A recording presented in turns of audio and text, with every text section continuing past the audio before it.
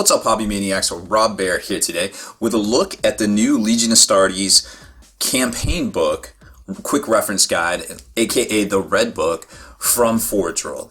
This is the book that's just recently been updated that basically gives you all the rules for, I want to say all the legions that are out in Horus Heresy, but not quite, because there are some that they held back that are in Book 6 Retribution. But this has been updated for the first time, and now we have everything in here over the last series of 5 books. So it's a good resource for anybody that's playing one of the 13 legions that are contained inside this book here. So, like I was saying, it's a very good resource. A lot of people already have this book, but there are things that are changed. So I'm not going to really do a review of the book because it's, it's something that's already been out, but I'm going to basically tell you the changes that I've found in the book and why you might want to consider buying it, I guess. But obviously, if you don't have either of the books, the Crusade Army List book, which mine is black because it came in the collector set, but normally it's red and it has the Unification Eagle here on it as well. But they're really good supplements, so you don't have to lug around 6 books worth of Horus Heresy, and their codex size, which I like, it's really nice. So normally the book itself is about a 135 page book. It's a little bit bigger than a codex. It's about codex price, £32, so I guess that's like $46-50 US American monies, and it's it's pretty good. It's a good book. It's got this sweet kind of leaf kind of foil, little silver kind of deal here. All the good looking graphics and stuff that you've come to expect from a Forge World book. So I'm not going to get into like a full on review. I'm just going to kind of tell you what's in here and what's new and what's exciting. So you can kind of take that and kind of make a decision whether you want to pick this thing up or not. But like I said, if you don't have either of the books, it's pretty much an auto buy if you're playing 30K. If you do have the first Red Book, well, you might want to check out some of these changes and kind of decide from there. There is a complete list over on Spiky Bits. I think type in Red Book changes or something in the search window and you can pull it up. I'll also put a copy of these in the review that we're going to do on the website as well, so you can have that handy if you're just looking to print out something to go with your existing purchase perhaps. So first off, there's the 13 legions in here. Now remember, there's only 18 legions because there's 2 missing legions or whatever, but there's 13 in here. There's 3 contained in Book 6, so the Blood Angels, Dark Angels, and White Scars are on Book 6 Retribution, which just came out recently. So if you need those rules, those are going to be in that book. However, there are rules in Book 6 that pertain to these guys, which are updated in this book. So hence, it's kind of like this catch-22 of, Forge World starting to kind of slide back into that, well, what book's what in, kind of type thing. So hopefully we can keep it all straight. It's actually not that hard. This one's pretty simple. So if you play any of these legions that are existing up to Book 5, because remember, Book 5, they actually changed some of the Ultramarine and the Word Bearer rules too, then you're going to want to pick this up, and they're pretty much all contained within. So first off, you're going to get in here, and it's, it looks like the normal Heresy book, and here's all the contents, and they basically break it down to, you got your Primarchs, and you got your special characters, and then you got basically your elite kind of support squads that are always different depending on which ones, and then you have the general rules. So for each one, it's pretty much standard. So there's your contents. And then jumping over here to the first one that we come to, the Emperor's Children.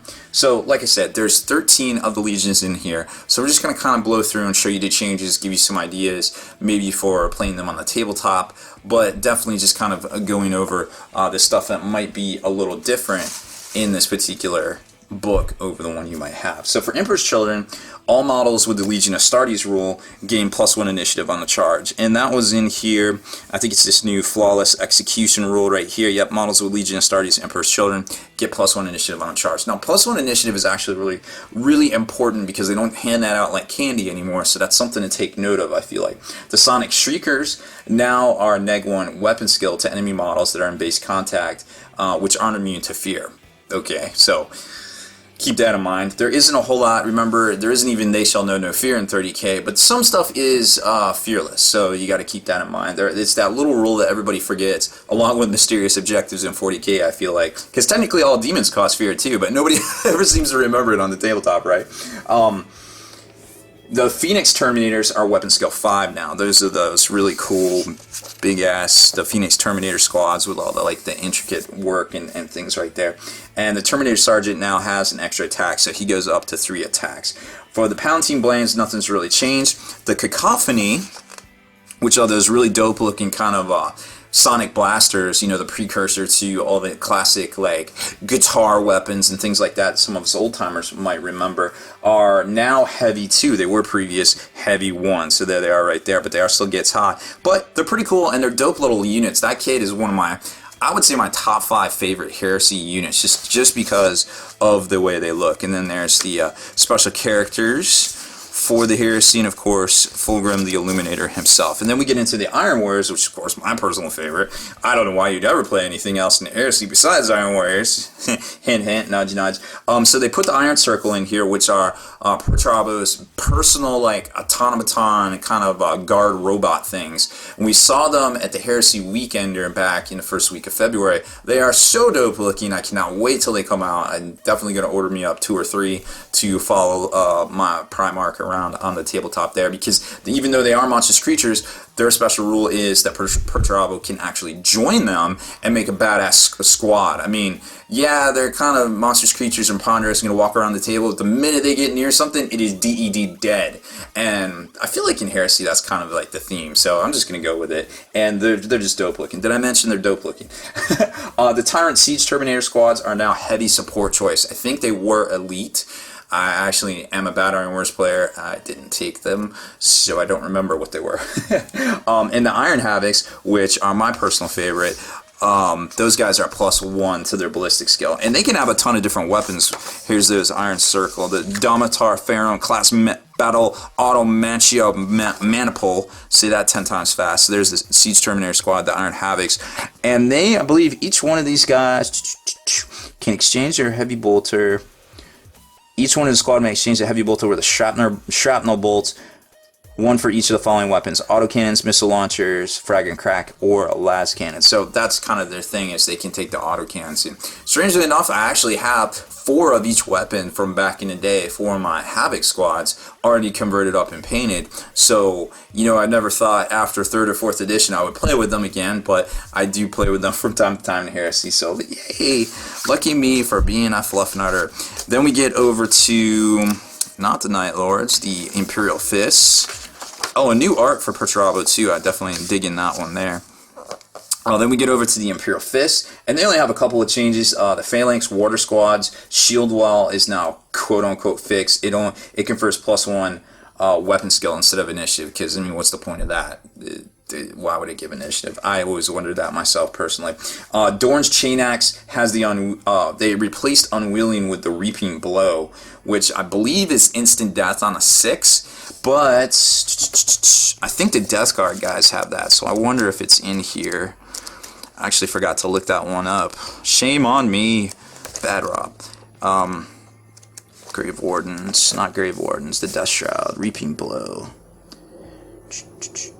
Reaping Blow. Death Guard.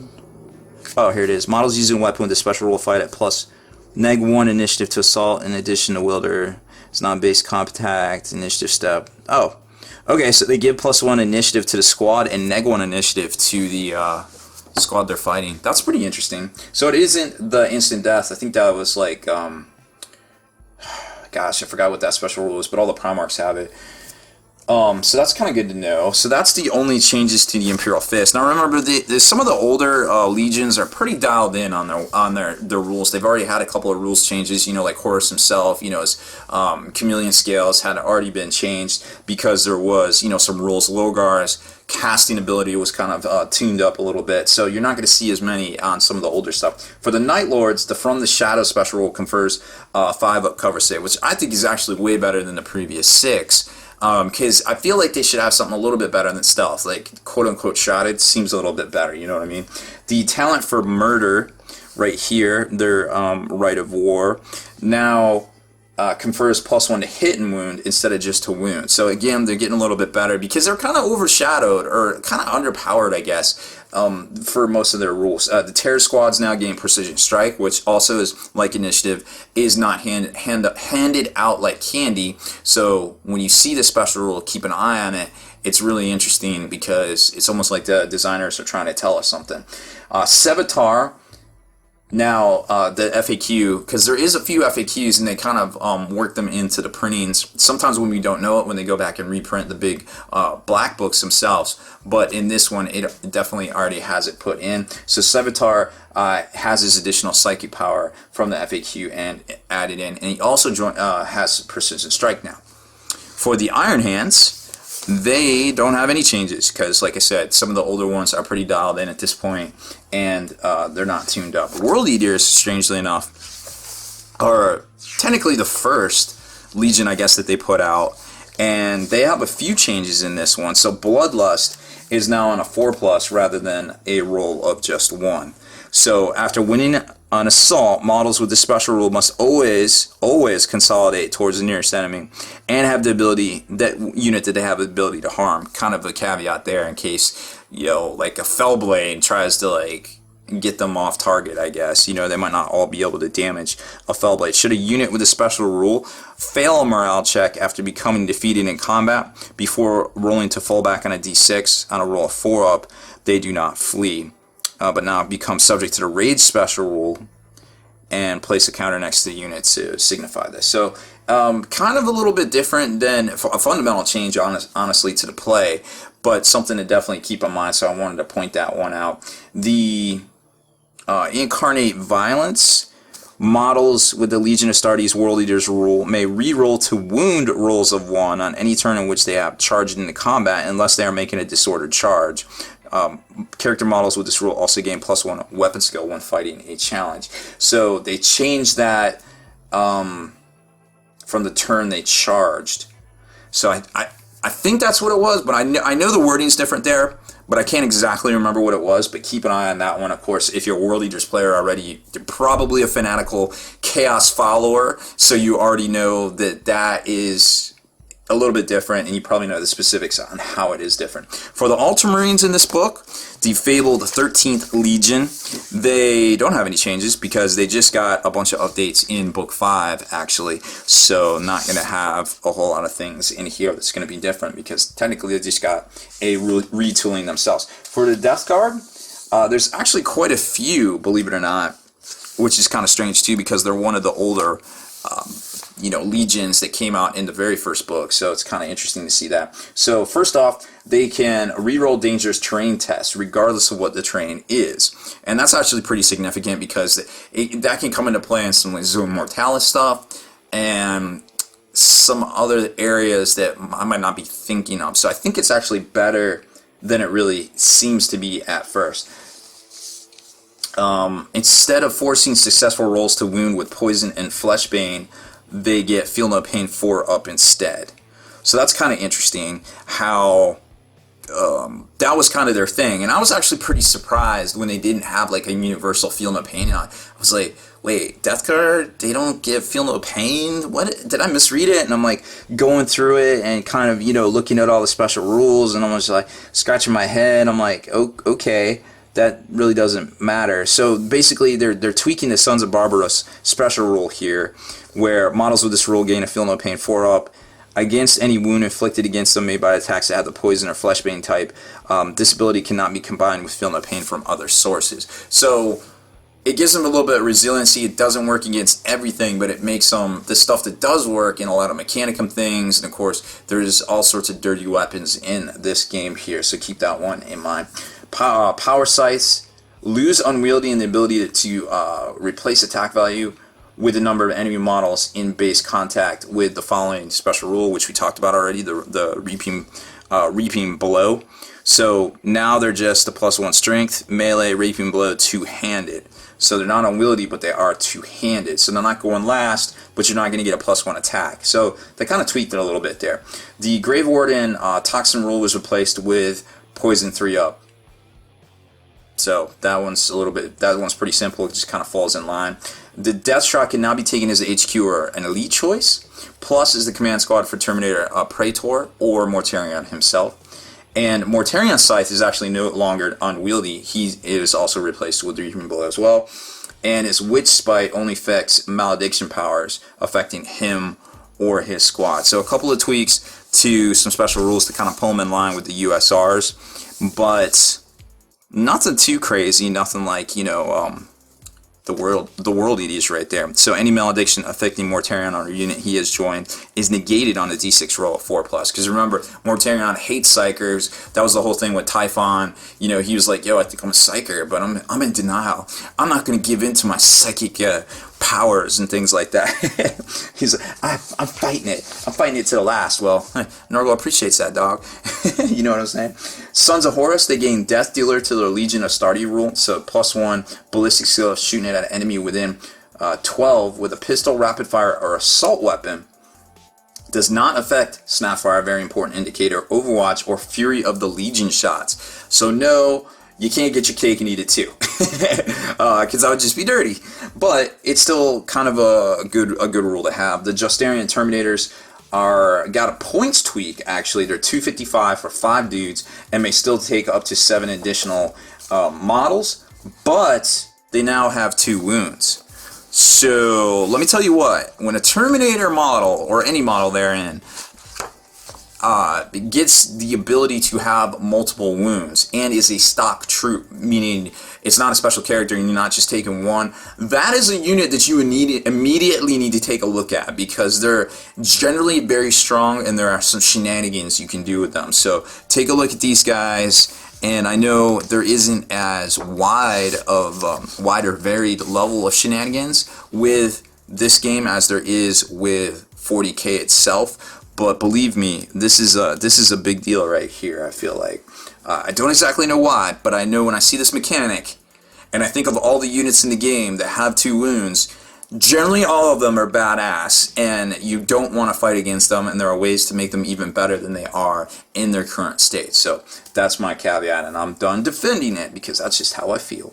The Word Bearers are also one of those chapters, legions. They got tweaked in Book 5, Tempest, so they don't really have any changes in here either. And then the Salamanders themselves, the Fire Drakes are the only ones that got changed, and I think they just went up to 60 points each with 1 wound. Let's see, and Raven Guard.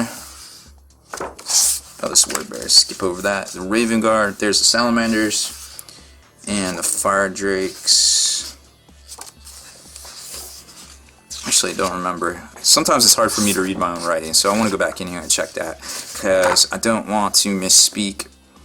So 275 for 5 and 1 up to each 40 points. No, that's not right at all. I don't know why I had that written down, but that is not correct. 60 times 5. Well, it's right around there, because 40... that's only 200, so maybe base, I don't know. I don't know why I wrote that down. But anyways, I had it written down for some reason, but it doesn't seem to matter. But take note, they are not 2 wound. Oh, they are 2 wounds. Maybe that's what I was trying to say. Anywho, still a squad that you don't really want to mess with. The Salamanders are pretty bananas. Raven Guard, the Mordethian, went up in base costs by 10 points. Remember, these guys are just scouts, and they're like 20 points each. Okay. But the additional dudes are still the same price. So you basically got a squad of 5 here that are 135. That's really interesting. Dark Furies all have the Raven Talons by default with no points increase. So remember, we just did an unboxing of those guys, the Dark Fury guys right here, with the Raven Talons, which are pretty dope pair of Raven Talons. I think nope, they're not right here. Where are those things? I forget exactly what they do, but I remember they used to be an upgrade.